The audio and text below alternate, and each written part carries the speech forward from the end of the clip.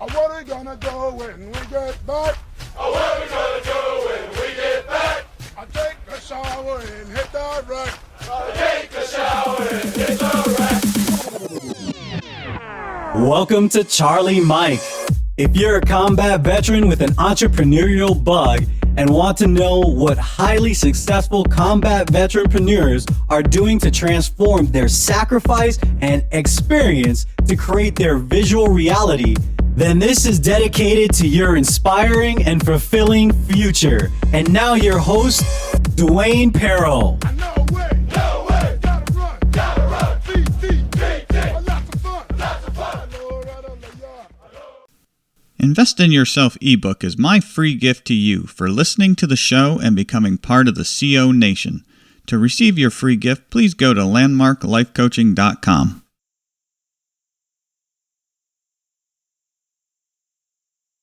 Thank you for joining us on this episode. There are so many veterans with the core strengths to become successful entrepreneurs and continue to make a huge positive impact on our country. Here we highlight the amazing successes of combat veteranpreneurs. Combat veterans for the purpose of this show are soldiers, sailors, Marines, and airmen who have served the United States in wars, campaigns, and in theater on foreign soil or hostile waters. Our guest today is Christman. Corey serves as the CEO of Vethos, LLC, a human capital leadership and executive strategy firm. He served in executive-level capacities for 15-plus years and led teams comprised of 3 members to over 500 in size. He's the recipient of numerous awards for leadership, human resource management, and innovation.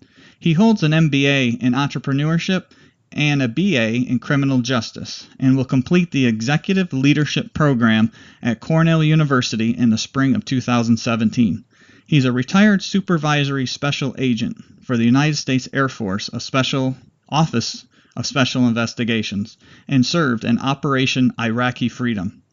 He's a professionally trained winemaker. He works with the Finger Lakes wine region of New York State, and he will be launching his own veteran/first responder focused wine label in 2017. Since retiring in 2012, he's worked within the veteran advocacy space and is currently partnered with several key leaders to raise awareness for mental and behavioral health for first responders nationwide. All right, Chris, welcome to the show and thank you for being a guest. Thank you very much, Dwayne. I appreciate the opportunity, and I'm humbled to be speaking with you today. Great. I'm excited to have you tell our loyal listeners all about your journey from a combat veteran to a successful entrepreneur. But before we get into your entrepreneurial experience, can you give us an overview of your military experience? Sure. I began my military career in 1992. I served my first 7 or so years as a maintenance production management professional and worked with various airframes from F-16s to C-130s and A-10s and a few others. And about the 7-year mark in my Air Force career, I applied for special agent duty with the Air Force Office of Special Investigations, and I finished my Air Force career in that discipline.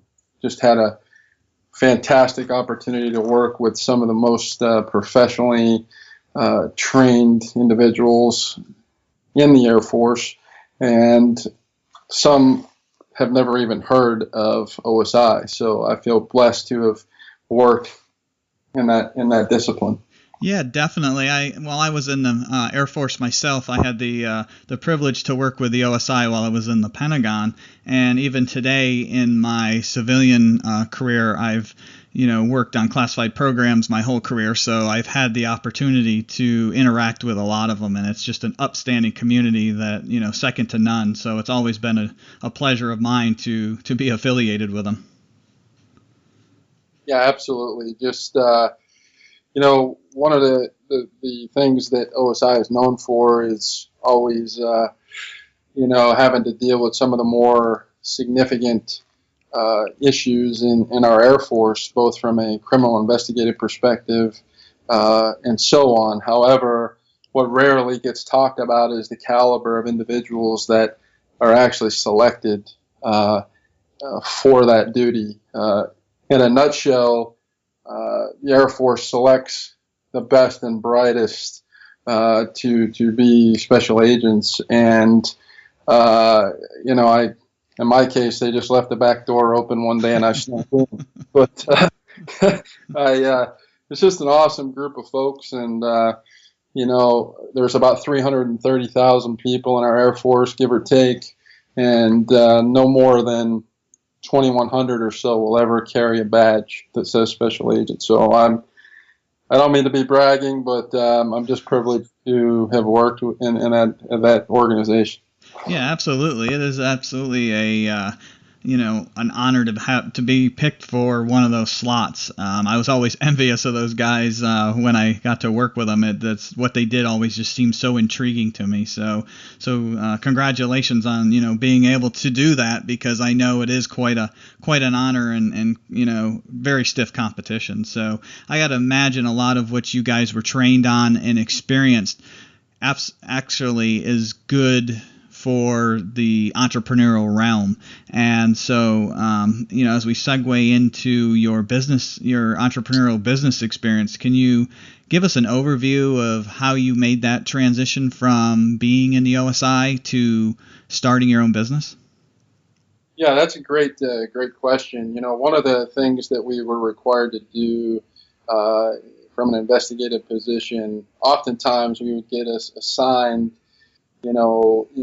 investigations in areas that we really had no pre-existing knowledge of. So not only were we investigating offenses, but at the same time we also had to learn about certain military disciplines, or if it was a civilian contractor and whatnot, we had to learn their business at the same time as conducting our investigation. So just the ability to be agile and the ability to focus on more than one task at any given time, those attributes, as I know you are aware of, translate directly into the entrepreneurial space, and so it became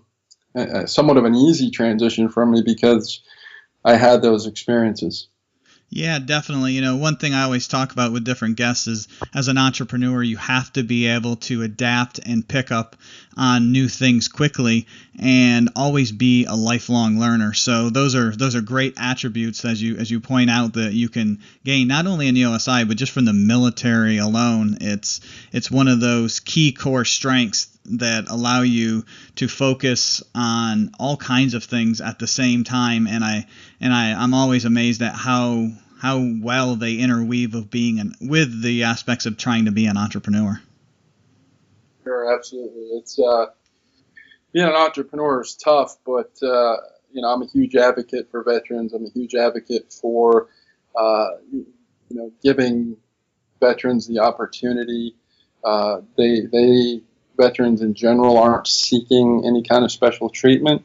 They're seeking an opportunity. And, I retired in 2012, and since that time, I've been advocating with human resources professionals and executives and people around our country to create an opportunity for a veteran and stand back and see what happens.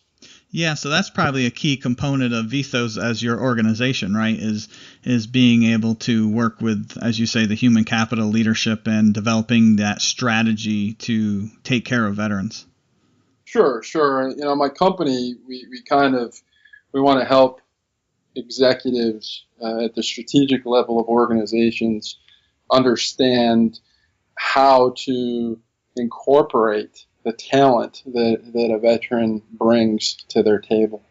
And we want to do it in a couple of ways. We want to make sure that first the organization understands who they have behaviorally. And so we use an assessment that will help the executives measure a person's drives, needs, and behaviors, right? We all have drives. we all have needs, and we all have behaviors. And if those drives and needs, if we first don't understand what those are, then we really can't, understand how a person's going to behave. Or from a leadership standpoint, we can't develop that individual accordingly. Many times I work with clients all over the U.S. at the moment who they have been in the civilian sector for decades, some of them, and they don't understand or grasp the concept of what it takes to develop a human resource. They want to hire the person, they want to give them their onboarding, they want to set them at their desk, and then they want to come back, on a quarterly, a semi-annually, or an annual basis and give them feedback. And then they wonder why the person isn't performing at peak capacity.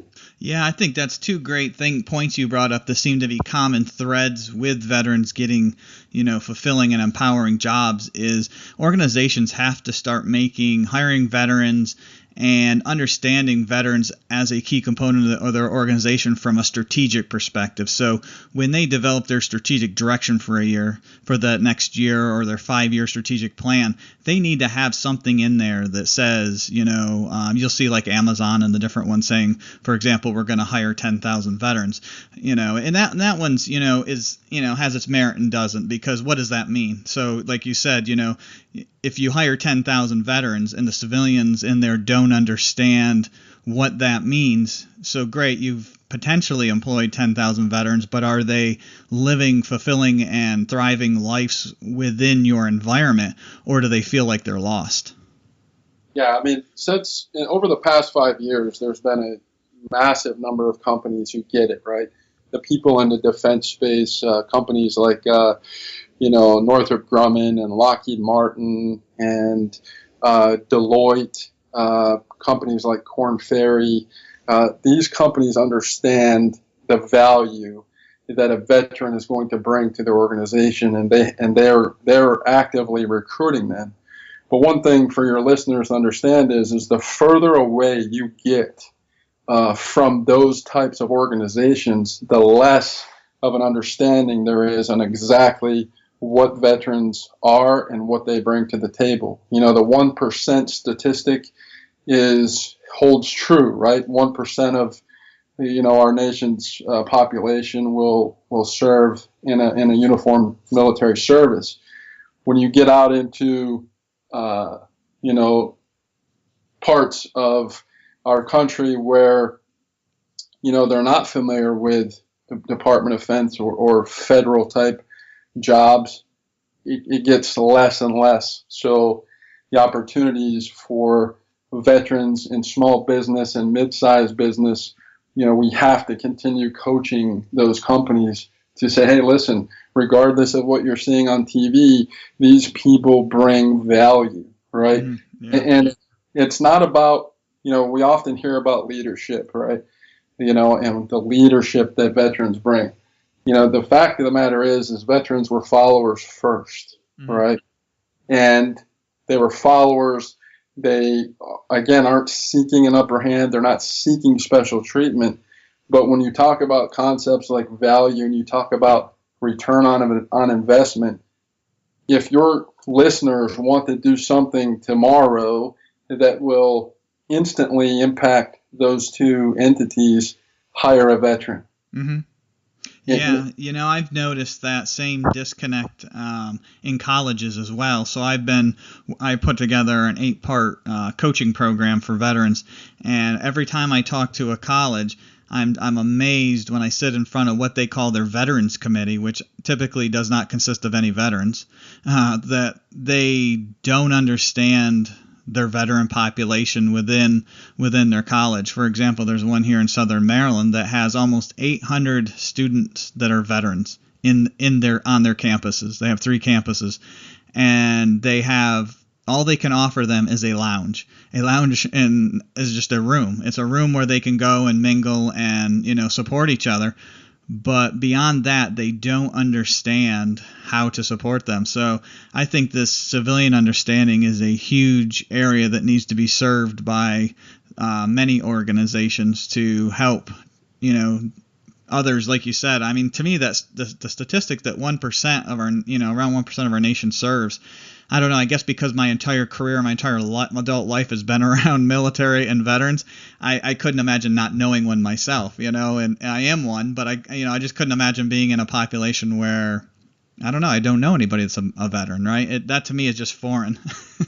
Sure. There's a couple resources I want to provide your listeners right now, and that's if you're not familiar with the great work that's happening at Syracuse University and the Institute for Veteran and Military Families, you need to be. Very, very simply. If you have any idea of wanting to start a business or become an entrepreneur, there are so many programs that are happening at Syracuse University that are free to veterans, that are sponsored heavily by organizations like Walmart and financial organizations across our country who are using Syracuse as the epicenter for entrepreneurial programs. If you want to get a PMP for free, if you want to get different IT certifications that normally cost thousands of dollars, you can go through an online program and get these certifications for $0, right? Yeah.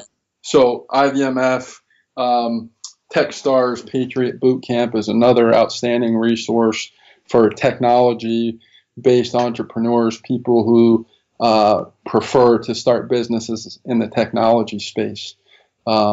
Stanford University, Stanford Ignite is another fantastic program. So it's never been a better time right now to be a veteran and want to own your own business. Yeah, I would agree. There are so many, like the ones you say, the list goes on and on. I met with some people from Bunker Labs. They're really spreading like wildfire. They have amazing veteran entrepreneurial programs, as well as University of Connecticut. I got to speak with Michael Zakea, who founded that boot camp up there for veterans, and it's just amazing the resources that are available, and they're already funded, so it's just a matter of the veteran taking advantage of them. Yeah, and it's the key point there, Dwayne, is that you can be in various stages. You can be someone who's just has an idea for a business, or you can be a current business owner. Okay, it's the application process is not difficult. You have the entrepreneurial boot camp for veterans that's taught at Syracuse University and 8 other campuses around our country, places like UCLA, Connecticut, Rutgers, Texas A&M. You go there and you get world-class training from college professors, from business owners, and then you get a year-long follow-up services afterwards. So it's not one of these things where you attend, you get the information dump, and you leave. They want veterans who want to grow businesses and who want to be successful, and I encourage your listeners to look into that. Yeah, that's a key point with the year-long follow-up services, because a lot of veterans that I've coached and that I talk with, that's one of their biggest complaints is point-in-time services, and then they don't really feel like their feet are completely on the ground, and then they're not sure where to turn from there. And some of the recent statistics on the percentage of veterans becoming entrepreneurs is at a kind of an all-time low right now post 9/11, and it's amazing that it is, because I think, like you said, there's more programs available now probably than historically we've ever had, and so I think a lot of it comes down to making people aware that they're there and encouraging them to go through these programs. One of the recent statistics I saw was that 75% of the veteran owners right now are 55 years or older. And so, while the percentage is down, I think the last one I saw was about 4.5%. That's down from pre 9/11, which was, around 6% from what I had written down. And, but then you look at 75% of that, 4.5% are 55 or older. They're probably got another 10, 15 years. They're going to be, saying, all right, I'm done with this. And so we really need to not only increase that 4.5% and hopefully surpass the original 6%, but, get a lot of the younger generation in there. Sure, absolutely. I agree with you on that. Yeah. All right. Well, listeners, we're going to go ahead and take a commercial break. And when we come back, we'll get into more details on exactly what Corey is doing with his business. We'll be right back. Landmark Life Coaching's vision is to be the nation's premier coaching partner for inspiring and empowering those in transition. They partner with courageous groundbreakers and transitioning veterans to create fulfilling and empowering futures that they desire. They have partnered with various entrepreneurs and transitioning veterans to leverage their core strengths and implement the framework for the future they always dreamed of. Could you or anyone you know benefit from a success partner to bring clarity to your future or their future? If so, please check out landmarklifecoaching.com for more information and charliemikepodcast.com for the Charlie Mike Podcast, showcasing the successes of combat veteranpreneurs. All right, listeners, we are back from commercial break.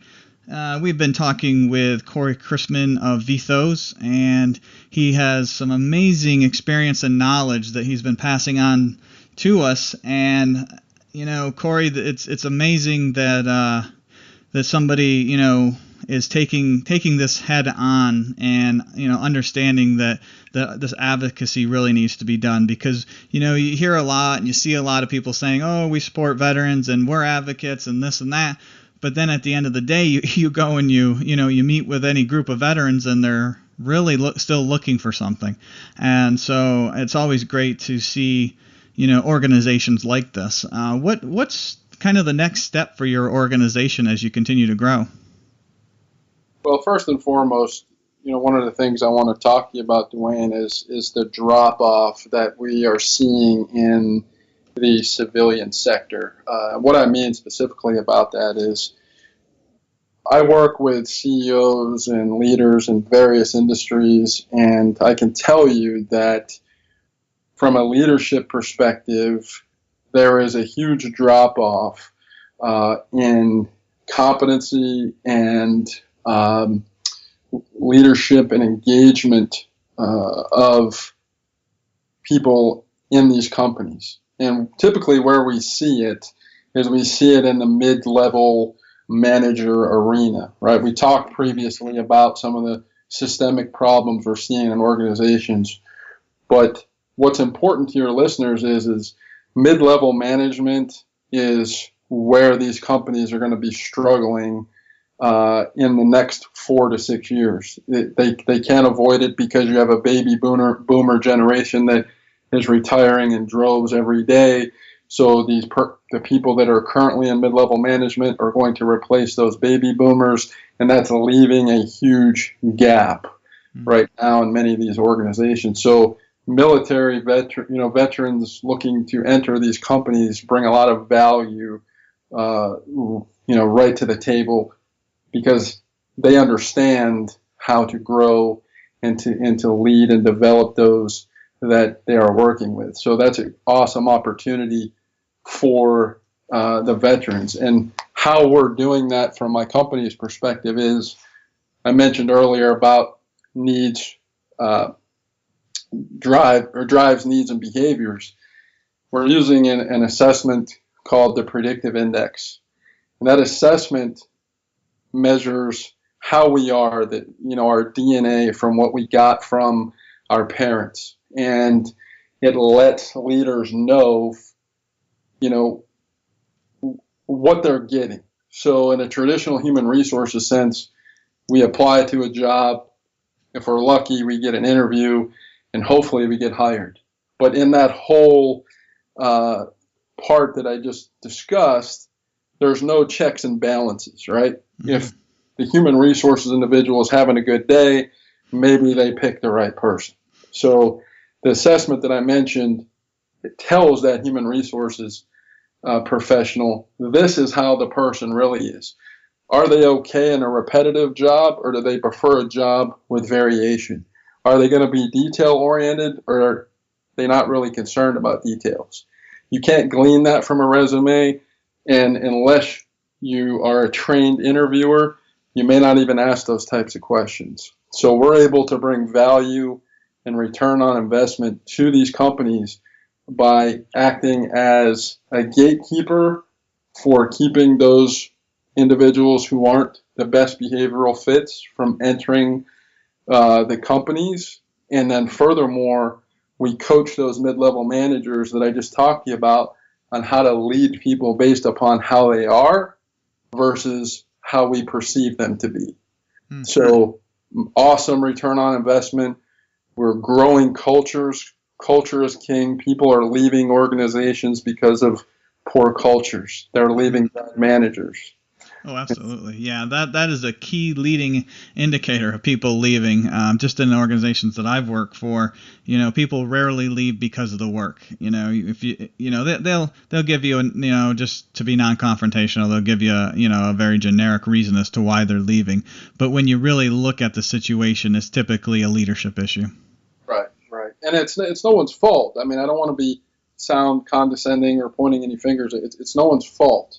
The reality is we get focused. We can get tunnel vision on revenue. We can get tunnel vision on sales.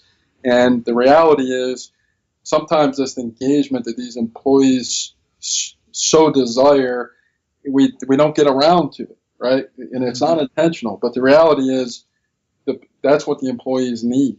The employees want to understand how they fit, how their tactical job fits into the strategic picture, right? Mm-hmm.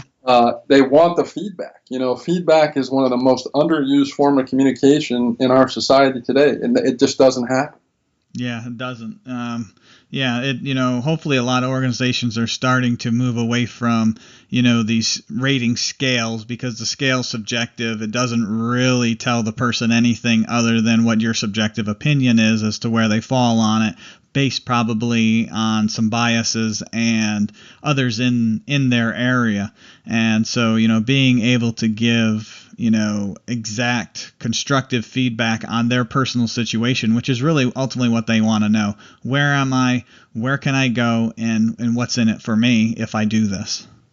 Sure. And what the predictive index does is it helps leaders understand how their people are, and it pulls the perception out of it, right? So, right. When we pull perception out, we can get focused on facts.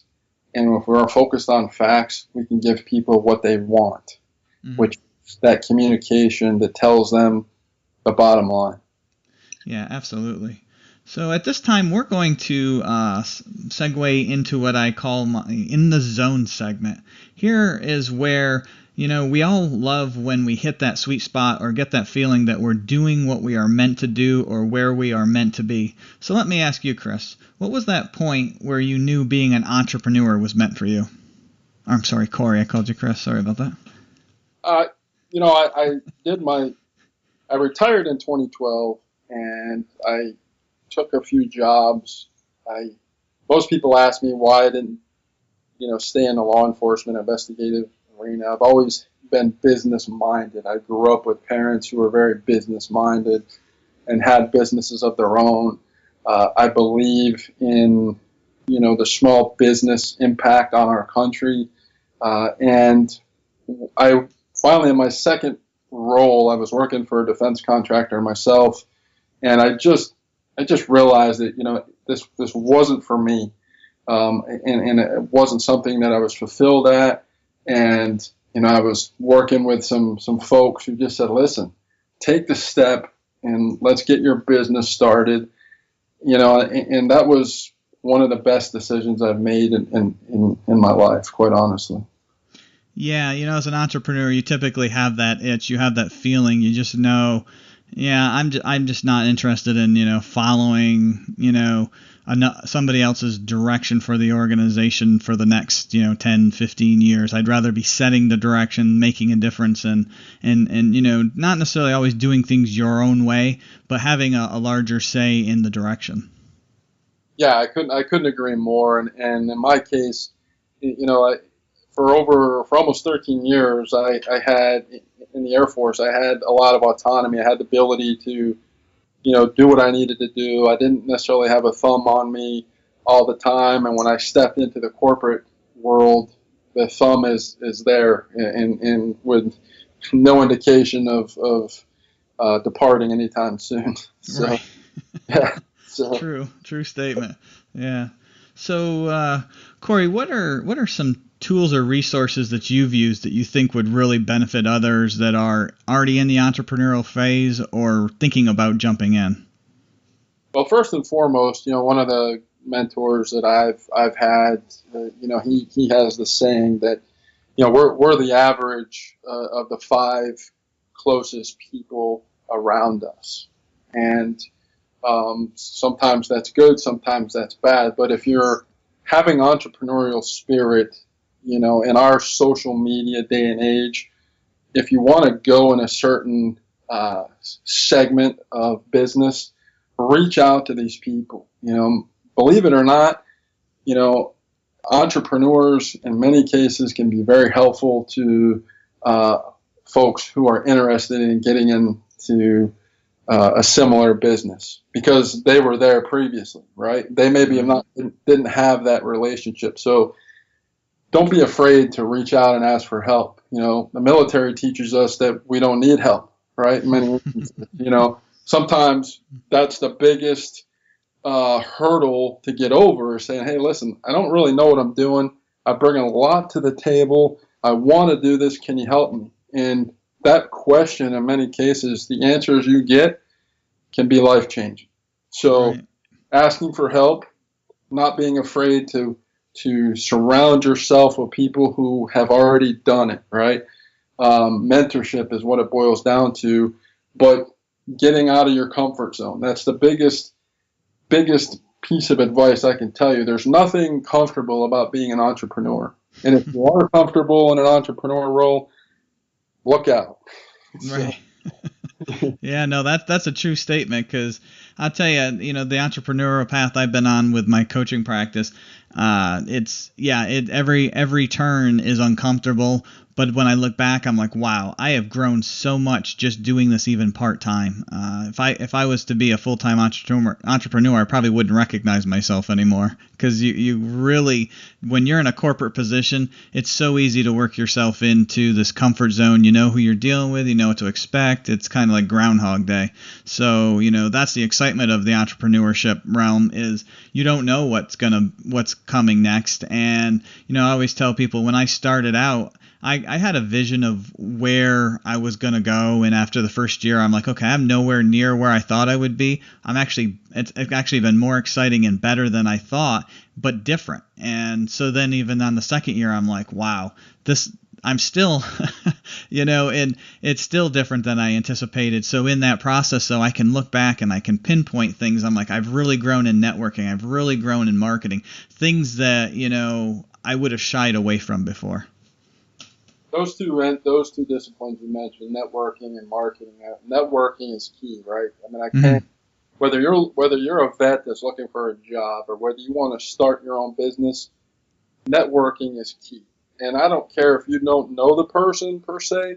Whether it's a LinkedIn, whether it's a tweet or some other type of contact, reach out and make the contact. Not being an entrepreneur is not a time to be timid, right? You don't want to be, you don't want to be abrasive, but you want to take action. If you're building your business, we should be doing something business related each and every day. Oh, absolutely. Yeah, that's a good point. And the funny thing is too, is I've spent so many cases, I go into different networking situations and I'm like, I'm not really seeing where this is going to go. And it's funny, 2-3 layers down from there, there's, couple different introductions, it leads to another meeting, leads to something else. And all of a sudden now I'm standing in front of this great opportunity that wasn't there at face value. Right, absolutely. And it's a lot of times it's about visibility. You can be visible online. You can be visible. Like, you might wonder, well, if I attend this conference, what's going to be my investment, right? What's going to be the value that I'm going to glean from it? You may not necessarily come from the information that you learn. It may come from having a lunch with somebody and just striking up a conversation. So never underestimate the value of that interaction and the networking. Yeah, definitely. I agree. All right. Well, this has been an amazing conversation, Corey. You've given us some really great things to think about, and some great experience has been shared. And so as we close out this conversation, I'd like to give you an opportunity to let our listeners know how they can get in contact with you.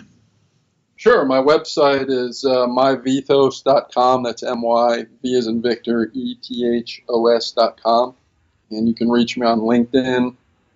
I'd love to chat with any veterans who are struggling, veterans that have questions about entrepreneurship. I'll be the first to tell you I'm not an expert, but over the past 5 years, I've been able to connect with a great number of people who are much smarter than me. So. Yeah, great. Well, thank you again for being on the show, and most importantly, thank you for your service to our country. Thank you, Dwayne. I appreciate what you're doing, and you're going to be changing some lives here with this podcast, so keep up the great work. Remember, loyal listeners, we are the home of the free because of the brave. Thank you for tuning in to Charlie Mike Podcast with Dwayne Paro. Our objective is to bring successful veteranpreneurs to help inspire and provide insight into what helped them become successful, with the hopes you can take away various strategies you can implement in your entrepreneurial journey. Visit us on iTunes, leave us a rating and review, and let us know what you thought of the show. Thank you for tuning in, and we'll see you next time. Hoorah!